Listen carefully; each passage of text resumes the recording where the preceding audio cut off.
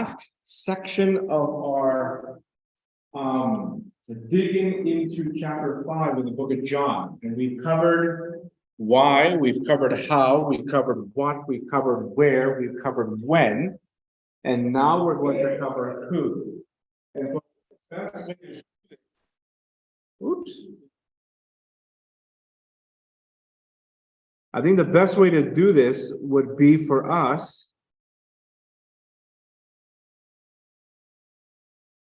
to make a list of all the characters that are found in chapter 5. So let's look at chapter 5. Let's go through chapter 5 together again. Not read it, but let's go ahead and make a list of everyone that we know is in there. Jesus. Okay, the paralyzed man. It talks about an angel. An angel. This is the angel that moves the water, right? Yeah. I'm gonna put this theory here. Okay. Jewish leaders. Jewish leaders. This is interesting. We're gonna get into that. Now, we mentioned the paralyzed man. Should we mention the multitude of sick people that are there? We could, yes, for sure.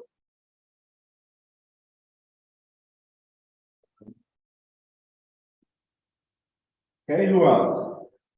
The Father, God. Yes. Okay, Oh, John Baptist was even mentioned. John the Baptist was mentioned.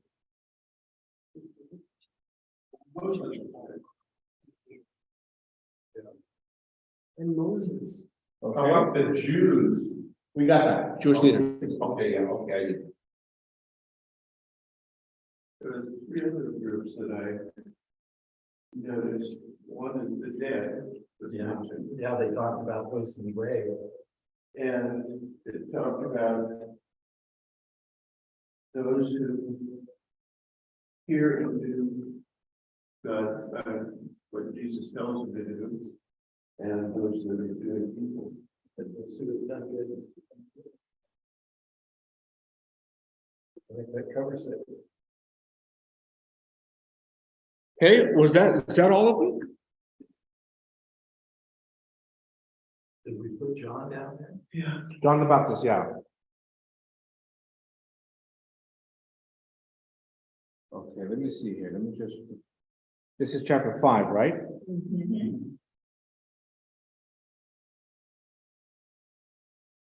So John chapter 5, 47 verses. I could have sworn we were.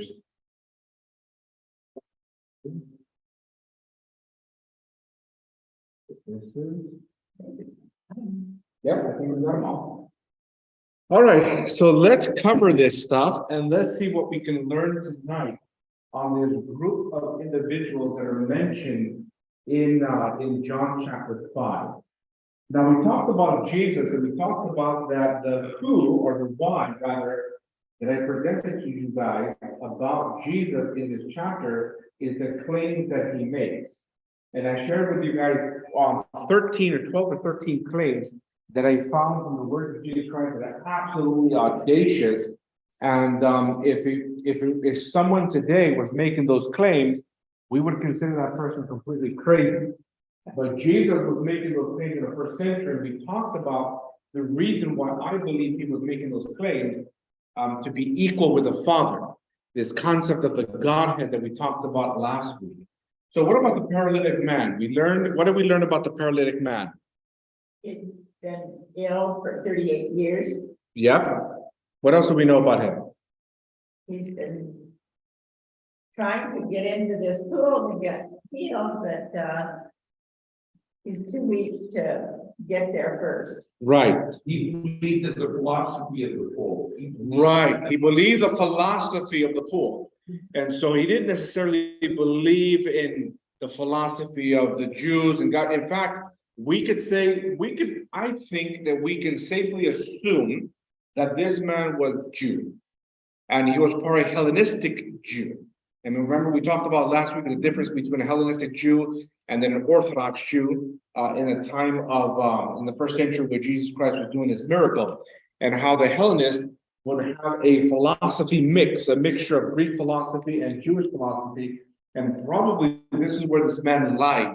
You know, he laid right there in that reality between those two philosophies. Yes. When afterwards, Jesus, he found him in the temple and said, go and sin no more. Right. So there must have been something in his past that possibly led up to parallel. Right. Because it's, or a worse thing. Right. Or the Absolutely. parable might have been pointing towards that this is the spiritual condition of every man, fitting him, because he didn't know how to be healed. Yeah. And so, I mean, a lot of commentary says that man is typified of a typical person not knowing how to become healed and wasn't a Christian. Yeah. And then he comes across Jesus, has a confrontation with Jesus, and then finds out what true healing actually is. Very, very powerful, because we can apply the paralytic man to a lot of individuals that we are surrounded with. You know, the families that I talk to on a weekly basis that are asking for help with their electricity bills. You know, that's a monetary, felt need right now. But I know, and we know deep inside, what would really transform their lives is a confrontation with Jesus Christ, a relationship with Jesus Christ. You know, and I encourage the people, like I encourage Veronica. I spoke to Veronica today. I encourage her to attend a church close to her home. She lives she lives by the Ace Hardware, that area right there. And so there's a lot of churches that she can simply just walk to. But the challenge that she faces is she has a brain injured child. And so I know very well the reality of having a brain injured child in the context of church. And so I can fully understand that. But here again, I realized and I encouraged her to find somewhere where you can worship, because as you develop a relationship with Jesus Christ, and she recognized this, when you develop a relationship with Jesus Christ, it changes absolutely everything. And we saw that in the paralytic man. 38 years he tried to do it on his own. 38 years he tried to follow the philosophies of the time, and it just doesn't work. And we'll see that this Sabbath with Moses as well. Weren't there times when Jesus simply forgave people and then forgave? Yeah, So it was all about sin, yeah, their conditions. yeah, Not necessarily. There was other times where he healed because showed the power of God. He said that. He Right. claimed that. So it wasn't every incident. right. We have John chapter 9 with the blind man. And so the disciples thought that he was blind from birth because of some sin that he committed or his parents committed. And Jesus makes it very clear that it was for the glory of God that this man was born this way. What do you think about this guy being sick? Let's say blind, lame, withered, and this is us spiritually. Yeah, And so that's signifies us spiritually also. yeah, for He sure. could not, the reason why is because he couldn't make it into the pool, which was the wrong way anyway. But, that's a different issue. Yeah, absolutely. What about the angel?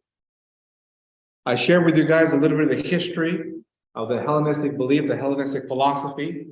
This was not an angel of God. In fact, I think the Bible makes it clear that it's not an angel of the Lord. And so, but an angel, a spirit, would move this water, and that was based upon the philosophies of Asclepius. And so I share with you guys the history of the Greeks, the god of healing, that these individuals would dip in that water, and then they would go to sleep, and then they would have a dream, and that this dream would reveal to them clues of how they're going to be healed.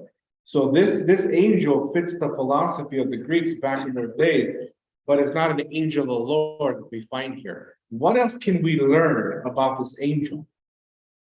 What's interesting is that we think of faith and we think of God, but also there's faith. The stirring of the water could have been from the faith of the people leading in, this false religion, false beliefs. Absolutely, because the mind of the person can almost create a reality of their lives. You know, we just watched, I just watched a show where a police officer was making an arrest.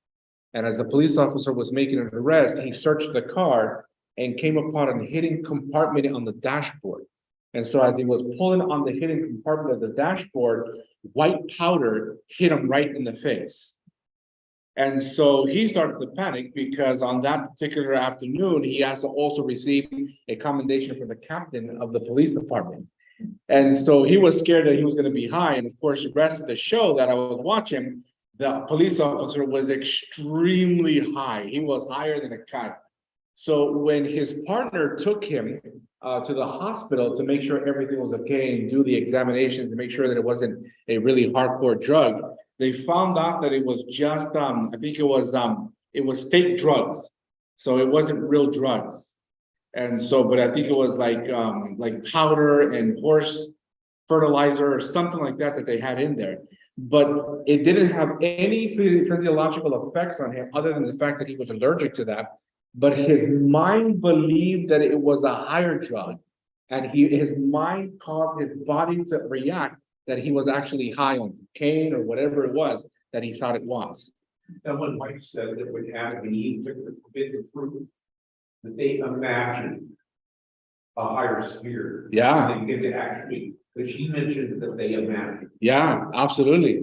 Absolutely. You know, placebos really work. Oh, yes.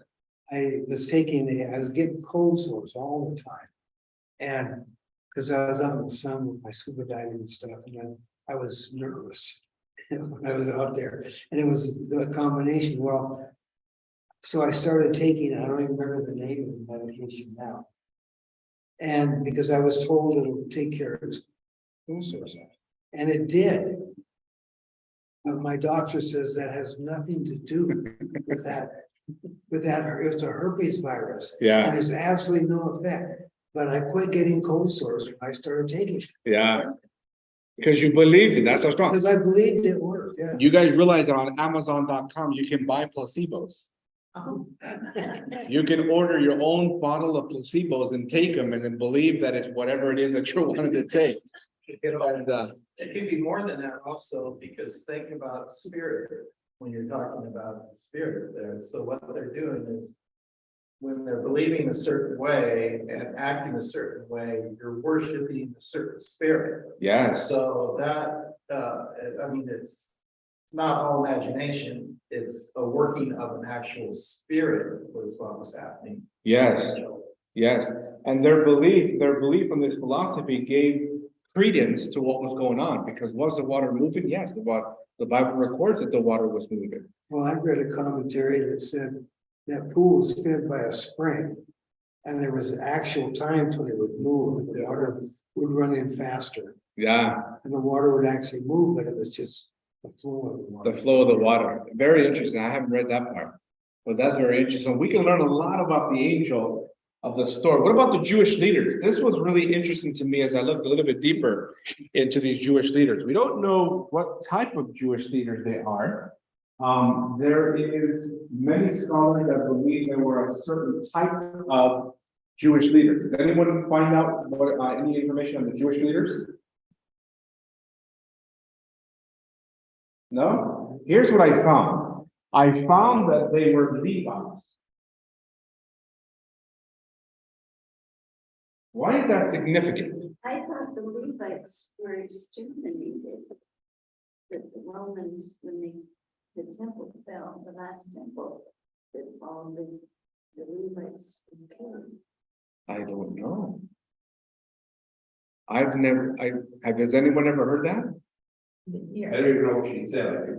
She says, she thought the Levites had been killed and destroyed when the Romans came. Because they were their own leadership, and that's how they appointed Pilatus, who was not a Levite. He paid for his position. You caught me, I have no idea. That's, I read that. I, I hadn't heard that. neither have I. The priests and the Levites. They can call themselves Levites, but they really weren't of the lineage of Aaron. Now, Some came through, but they were not put in position of leadership. When Jesus was, John the Baptist, dad was a priest. He was, the Romans were. Yeah, but you see, he wasn't in the temple service. Yeah. They were Levites, but they were not allowed to be in the temple service. But John's dad was. I mean, he was serving when he became. I honestly don't know. The only thing I found, reference that I found is the Jewish leaders here are predominantly Levites. And that made me curious as to why they were Levites. And so I don't know the history. I'm wondering if that was in the book of, Can say, the written history, who was the historian, the Jewish Josephus? Josephus, the book of Josephus. I'm not sure. But they were still, I mean, John the Baptist's dad was priest that particular time. Right, When it was revealed to it, he was going to have a son. right. But he was no longer doing temple service. Yeah, because he the was, Romans- yes, he was. He'd gone into the most holy place on that day, and the people thought something had happened to him. And he stopped speaking. Come right back out. Right. I'm gonna have to look that up. I'm gonna have to look that up a little bit more. But let's go with the idea that they're Levites. Okay. And let's figure out why that's significant. Remember that I shared with you guys a little bit of the history of the Levites in a couple of sermons ago, on Sabbath morning, where we talked about the history of Moses. So Moses came from the Levite lineage because his mother and father were Levites. And so remember that the first time we found in scripture, the name Levi, which was one of the sons of, anyone remember? Jacob, that's exactly right. He was a third son of Jacob, and his name actually means to be joined together. We talked about that idea on Sabbath morning. And it was a hope of Leah because it was a son of Leah, not Rachel. It was a son of Leah. She had hope that now, after the third child, that her husband would be joined together with her and would love her and respect her as much as he did Rachel. But of course, that didn't happen. And then the next time we find Levi in the biblical history, the biblical narrative, is when he's killing people because of the rape of Dinah. And then the third time we find a reference in the book of Genesis about Levi, he's being cursed by his father. So this is a messed up tribe. But even though it was a messed up tribe, remember we learned on that Sabbath morning that God used that tribe to bring forth the deliverer of Egypt, which was Moses. And so God uses broken, messed up individuals in order to accomplish his purposes, which is super encouraging for us. But thinking about the history of the Levites and the responsibilities that they had, what responsibilities did the Levites have? Minister in the sanctuary. Yes, minister in the sanctuary. They were responsible for the sanctuary. And so remember that they also ate, they have their inheritance was the sanctuary and properties around there. And so they didn't go out and conquer land because they were given land because of the responsibilities they had to take care of the temple. What else do we know about the Levites? Can you guys think about? Weren't they supposed to be kind of like, after they were settled into the Holy Land, weren't they supposed to be kind of individual pastors to the people? I don't know about that. I'm not sure. That would be something I'd have to look up. But think about another point in the history of the Levites and what made the Levites so significant in biblical history. Well, there was Levi Matthew, he wrote. Levi Matthew, okay. Today, they can still trace Aaron's DNA. And the people that have it are Kohen. They're Kohen. Oh, And we have an Adam's family down in Eugene. Their last name is Kohen. And they can trace their lineage all the way back to Aaron. That's interesting. I'm thinking about the golden calf situation. You remember the golden calf situation that we find in the book of Exodus?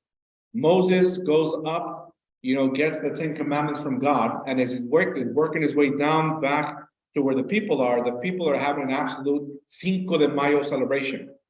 And as they're having the Cinco de Mayo celebration, we remember what the Bible says. He casts down the commandments break, and then he breaks down the golden calf, and he makes the people that rebelled against God drink this gold that they made.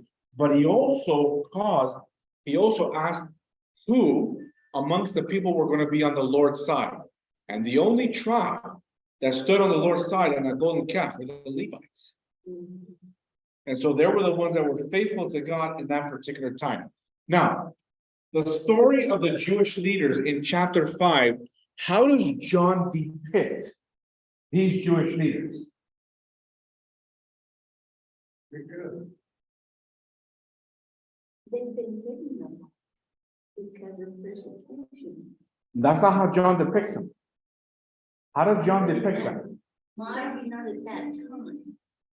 Maybe they were. No. My version in verse 40, it says, to them, you refuse to believe who I am, so there's no chance that you will ever receive eternal life. Okay. That's pretty hard. Right. That's what Jesus said to them. But what were they saying to Jesus? We're going to kill you. That's exactly right. We're going to kill you. We're going to persecute you. We're going to get rid of you. Now, why were they saying that to Jesus? Because he was making himself equal with God. Because he was making himself equal with God. But what caused that conversation? Breaking the Sabbath. Breaking the Sabbath. That's exactly right. Threatening their authority. Yes, he was threatening authority. He broke the Sabbath. He did something. He healed a man on an inappropriate day. And so they had rules, they had regulations. And so when I understand that these Jewish leaders are Levites, and I understand their history, it makes me sensitive to understand why they said what they said. Does that make sense? It helps me to understand why they were going to kill Jesus for doing that. Because in their history, they had to kill their brothers and sisters that rebelled against God during the golden calf. They had such a messed up history that they had to be more strict as time went on to make sure that they don't go back to the two mentions in the book of Genesis about their history. And so they were, you could say, very conservative, ultra conservative in their belief. So here is Jesus, this wandering rabbi that does something that is absolutely anathema to them, that is not following the rules and regulations of the Jewish leaders, and Jesus turns their whole philosophy and belief completely upside down. Now, let me ask you guys a question. Are there Levite Jewish leaders in our day-to-day? That are ultra strict. Ultra strict, Yes. and there's a reason why there's ultra strict. The Orthodox. Yes. We have Orthodox Jews, we have Orthodox Greeks, we have Orthodox Christians, Orthodox Adventists. I've met a lot of Orthodox Adventists. And so, but here again, I sympathize with the ultra conservative because I understand where they're coming from. I understand the history. They also understand the Seventh-day Adventist Church, the falling out of whatever happened in history, and their desire to want to lift up the cause of God. But in the name of lifting up the cause of God, they miss the very fact that they're trying to persecute the very Jesus that came to save them. That's the same issue we have today. Yes. That's the exact same issue because it's the wrong thing to do. It's not what God's calling for in religion. Yes. God's calling for us to put him first and then our neighbor Yes. next. So how can you persecute your neighbor and fulfill what Christ says is the fulfillment of the law? You can't. Yeah. You can't do it. Yeah. In Isaiah 58, it goes through that whole scenario. They pray and, recognize you that you were, raising the against your neighbor and everything. I call what the ultra conservative of today, modern day terror. Yeah. Well, Jesus came to show us everything they were doing is the opposite almost of what Jesus really wanted, especially the Sabbath to be like. He said, do good on the Sabbath. Yes. And, they were living backwards from what Jesus did. I read a book in part of my undergrad. I read a book entitled The Four Faces of Jesus. It was an exegetical book on the book of John. And so actually it wasn't just on the book of John, it was on the four gospels, Matthew, Mark, Luke, and John. That's what's called the four faces of Jesus. So four different views of Jesus. In that book, it talked about this concept of the Jewish leaders, and it talked about the concept of Jesus, and also talked about the concept of his Sabbath, especially in this particular chapter, chapter 5. And as it was talking about that, it asked the question to the reader, what would you do if you're driving down the road and you see somebody with a flat tire on Sabbath? You stop and you help them. Absolutely. It's like the Good Samaritan story. Yeah, Like they changed that with those 38 categories of Sabbath keeping. They changed that and they made it so that it was misery to obey the Sabbath. You know, the spirit of prophecy talks about these Jewish leaders, and I'm trying to remember exactly what it said. Maybe I can look that up. Darn, I kind of lost that train of thought. that's okay. If you look it up and find it, then it'll come back. But let's discuss this idea a little bit more about these Jewish leaders. And so, yes, I found it interesting that they were so fixed on what was proper to do on Sabbath, that they didn't realize this man that had been sick for 38 years was now well. Why did they praise the Lord? Okay, an example, this last Sabbath, 2 weeks ago. A couple that I know invited kind of a street person to their home for lunch. And so they allowed her to take a shower on the Sabbath. They went over to Walmart or somewhere, bought a whole bunch of food. yeah, On this Sabbath, they, Yeah. you know, and I applaud them. They Yeah. absolutely did what- you know, when I first came into the Seventh Avenue Church, that would have never been accepted. Because I came in during, the teaching that I received was a very conservative teacher. And so if I saw someone with a flat tire on Sabbath morning, I would drive by them and pray for them. Because that way I can deal with my own conviction and I won't have to work on the Sabbath. You know, I won't have to take off my tie, take off my stuff, you know, roll up my pants or whatever the case may be. I wouldn't have to do that on Sabbath. You could stop and give them your AAA card. Yeah, I couldn't even do that because then, you know, be pulling it out and be like, giving the money. Now, when I worked in New York, I remember I still have this mindset. When I worked in New York, I remember I was asked the question, what do we do if we don't have a car? And we have to use a subway in order to get to church. And so we had a really major discussion as to what to do because you pay for the subway ticket as you go on them. And so then we came up with an idea, well, then you prepay.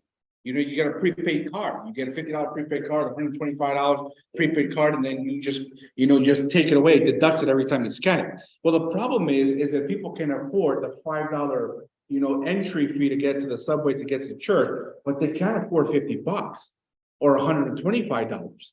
So then the dilemma became, you know, what do we do? And here's what I told them. Okay, so you understand where I was.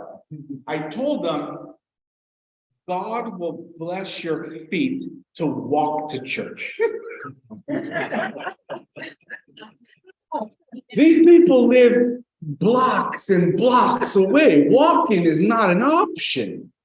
And so, but that's what I would tell them. I remember, you know, my conservative upbringing in Adventism, because I wasn't born an Adventist, but the conservative teachings that I received were so strong, even on the subject of diet, that if you had one piece of cheese, I would condemn you to death. And so I remember one time we went out to Pizza Hut, a bunch of students went out to Pizza Hut. And some of the students decided to break the rules. You're not supposed to eat cheese. But they ordered a bunch of pizza and they were like drug addicts eating pizza because they hadn't eaten pizza in so long. But they were just consuming this stuff. And the whole time I'm sitting there, sipping on my soda or my water because I wouldn't drink soda. And so sipping on my water, I'm praying for their souls because right now as they're eating this pizza, they're being condemned to hell. They're going to be the first ones in line. Hell. That's how I thought. So I can understand the Jewish leaders. I really can. I don't know if you've ever been to Rosario Beach. It's No. a marine biology station for the university. I was up there a lot.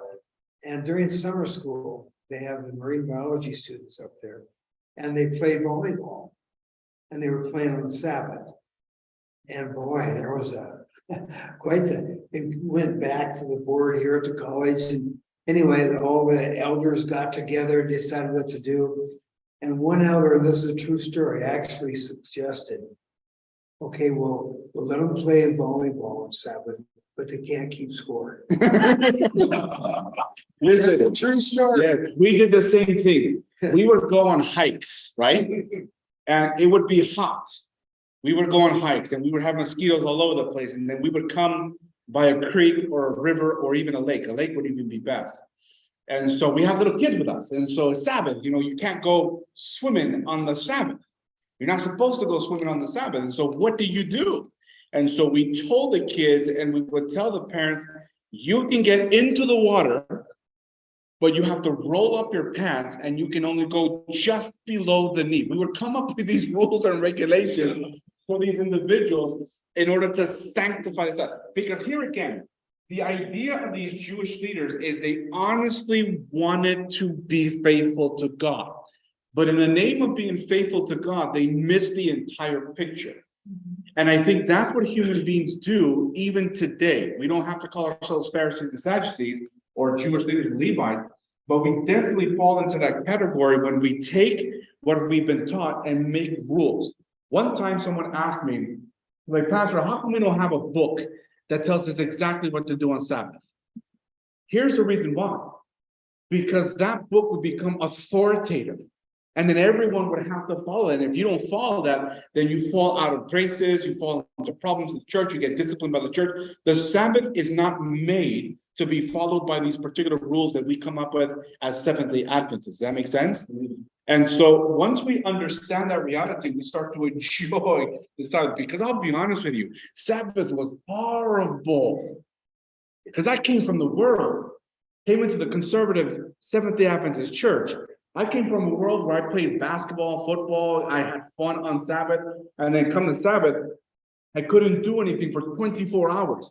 I looked at my watch and anticipated when the sun would go down so that I can really start to have fun. And it didn't hit me until after 20 plus years, I lived this way. After 20 plus years, I realized that it doesn't work. And it really started to hit home with my teenage children. Because that doesn't fly. I remember what I was reading in the Spirit of Prophecy about the Jewish leaders.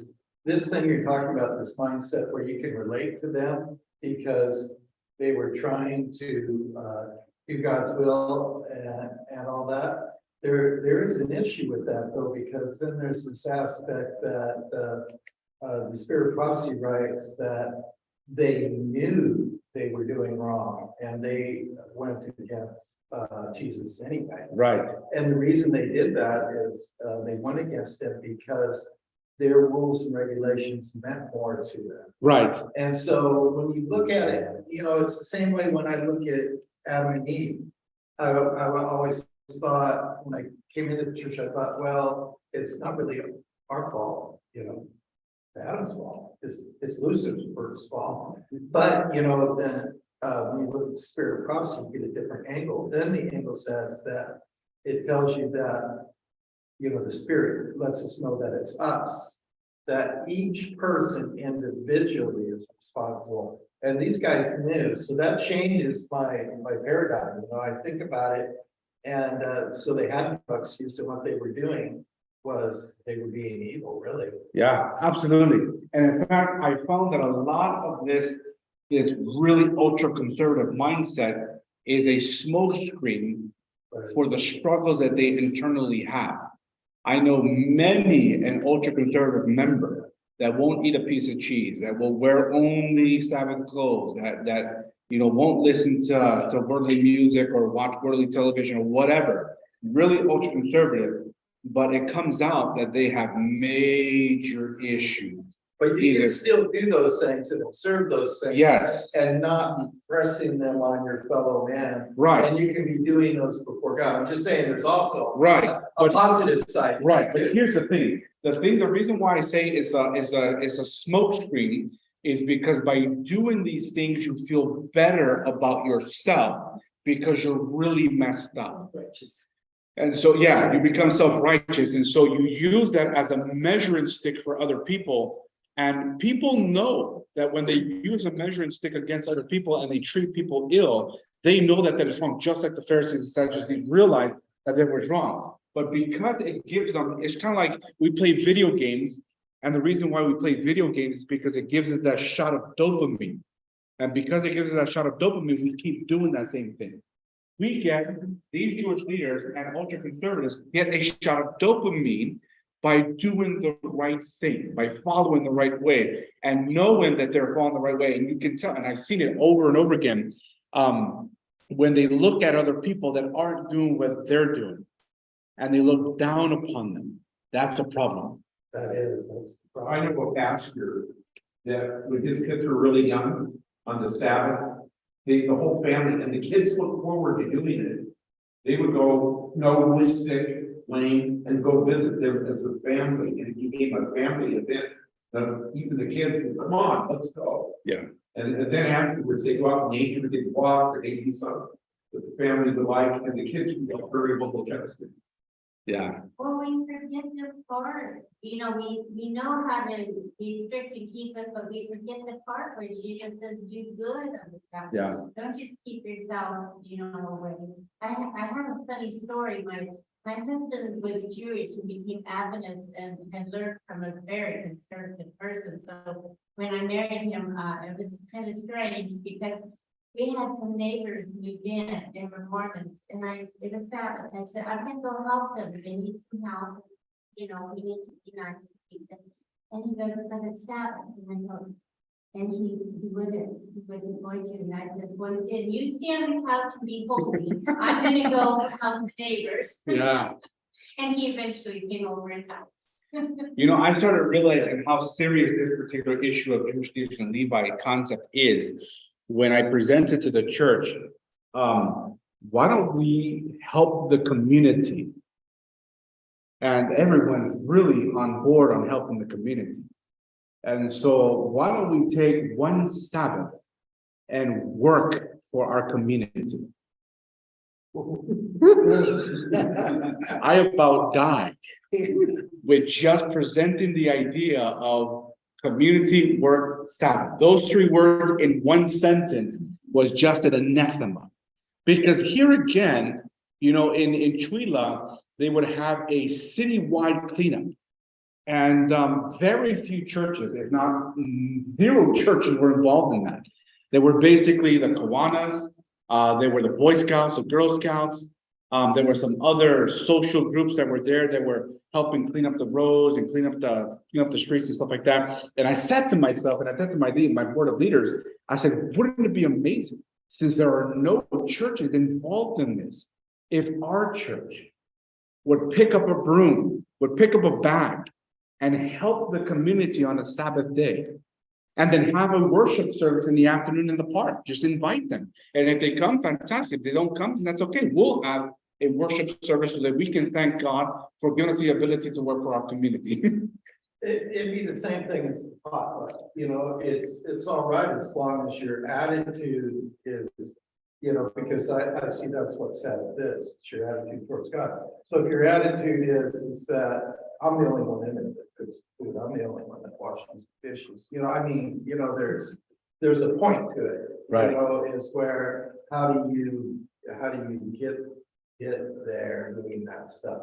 It's not as easy as it sounds because, you know, that it really, for me, it's something brand new. I'm still experiencing stuff like, what do I do with myself on Sabbath?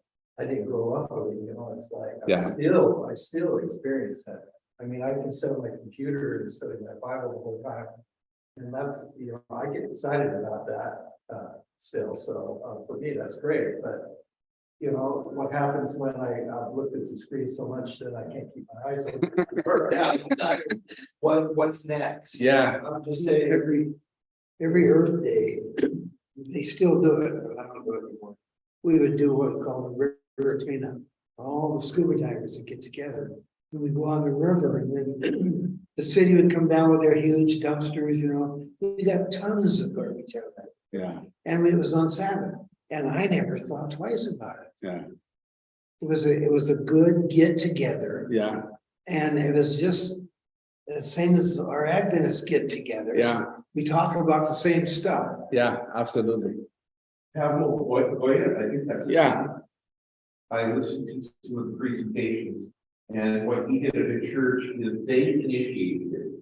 They went out to beat the park without anybody asking. They invited the police in, the day of honoring the paper was there, and they honored the police, they honored the fire people who were service, and they became known as a church of outreach and service and acknowledgement. And after a while, the church started building. Yeah. Yeah, for sure. And we can continue to tell the story. But this was interesting to me because the attack that the Jewish leaders had toward Jesus are the same attacks that we're seeing nowadays. And so we see the same reality nowadays with a lot of movements and a lot of ideas. And so I find it very, very interesting. So by the time that we have that, we have a multitude that was sick, we have God the Father, John the Baptist, Moses, the dead, faithful, and the evil doers. All of it is wrapped up in this conversation of judgment and conversation of authority that Jesus claims to have equality with the Father. All of this who, in the mentions of these individuals, we're able to learn and we're able to glean and we're able to avoid and we're able to say, hey, I don't want to be that way. And if I am that way, maybe it's time to change. Because this is what happens when you have a confrontation with Jesus, he has a tendency to change human life, drastically change human life. Does that make sense? Anybody else want to give any insights on anything else? I got this idea of the Jews in here. We're just like them. Yes. We think we're right. Yeah. And if it's our way or the highway. Yes. Well, somewhere in the New Testament, it says why the Jews didn't believe in Jesus. Because if they believed in him, they would have to change. Yes. Which is fundamentally the problem of all humanity. You know, there would be an atheist, a sincere atheist will tell you, the only reason I'm an atheist is because if I'm an atheist and there is no God, then I'm not accountable to anyone and I can do whatever I want. But the simple belief that there is a God means that I'm accountable to that God and I can't do anything I want. I will feel guilty, I will feel remorse, and I don't want to feel those things. An honest atheist will tell you that reality. That's the basis of their argument, because they don't want the accountability. They don't want to be responsible. They want to do whatever they want. And so all again, we learn the reality of what to avoid, and we learn that Jesus makes a difference. So next week, by God's grace, we will go ahead and cover chapter 6. We'll begin with the 6 questions, and we'll cover chapter 6 of John. Also, please spread the word that the evangelistic training class this Sabbath at 4 p.m. We're going to be discussing the philosophy of what we're going to be doing for next year, how we're going to be working. And so it's going to be a very important training class. So spread the word so that we can all be there and we can listen to the presentation for Sabbath at 4 o'clock. All right, let me pray with you guys. Father, we thank you so much for the opportunity that you've granted us to be here, to have gleaned, to have learned, to have thought about some of the characters mentioned in chapter 5. Bless, guide, and direct us as we make our way home, we pray in the name of Christ. Amen. All right. There's just one other thing I want